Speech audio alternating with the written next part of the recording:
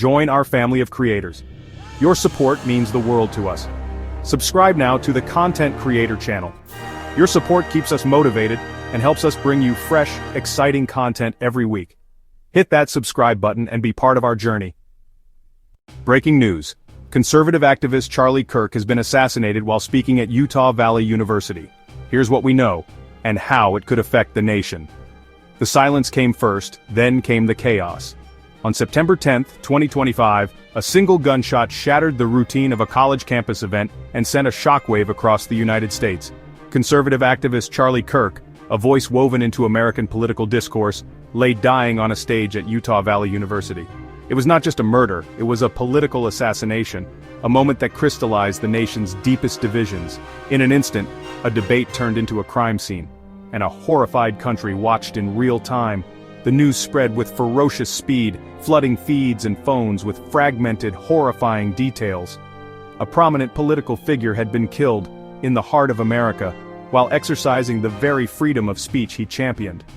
The attack felt personal to millions, across parties. An assault on a person, an ideology, and on safe public discourse itself. By presidential order, flags would be lowered to half-staff, but mourning mixed with fear. Words online and on TV can spill into deadly consequences. A violent punctuation mark in the story of a divided America. To understand the magnitude of the reaction, we must understand who Charlie Kirk was. At 31, he was among the most recognizable conservative voices. Founder and face of a campus-focused activist movement, he mobilized young supporters with relentless energy and social media savvy. His American comeback tour invited students to challenge him on hot-button issues, drawing thousands in controversy.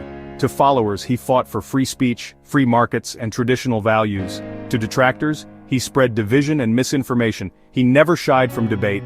His campus appearances were guaranteed news. His death was not merely the loss of a public figure, it silenced a movement's most prominent voice. He embodied a media-savvy, unapologetic generation of conservative activism. For many young followers, he was a personal champion in a hostile world.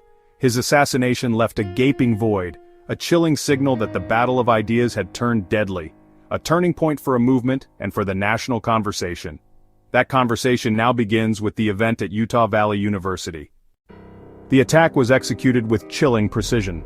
That afternoon he addressed roughly 3,000 attendees in Orem, supporters and a small protest presence, a familiar scene. Mid-sentence, a single shot cut through the noise. Investigators traced the shot to a nearby rooftop overlooking the stage, about 150 yards away, a distance requiring skill with a rifle. Kirk collapsed, panic spread, responders moved within minutes. Despite urgent care, he was pronounced dead at a local hospital.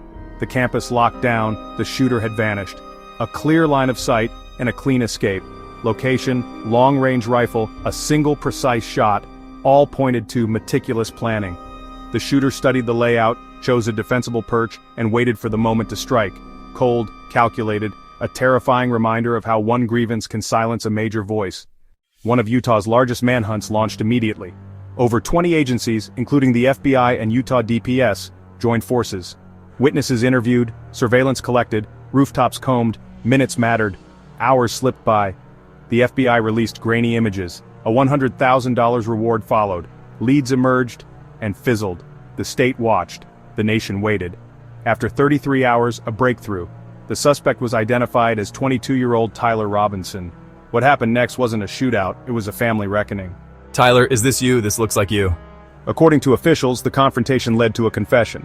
I would rather kill myself than turn myself in. The family sought help from a retired sheriff's deputy. He calmed Tyler, persuading him that surrender was the only option. Robinson turned himself in without incident.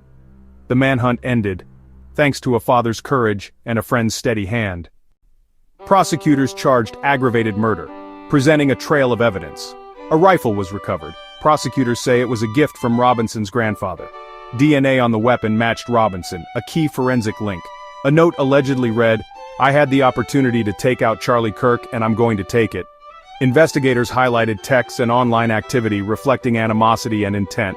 The fatal rooftop shot appeared to cap weeks, if not months, of planning. On September 21st, a massive memorial at State Farm Stadium honored Kirk's life. An estimated 95,000 mourners filled the venue. The most poignant moment, Erica Kirk told the crowd she forgave the alleged assassin. Flags flew at half-staff by presidential order, a solemn symbol of national mourning. Unity and grief quickly collided with polarization, from calls for retribution to calls for censorship. Where is the line between passionate speech and dangerous incitement? Can we argue fiercely without dehumanizing, without inspiring violence? The questions raised by a single shot in Utah will linger long after headlines fade.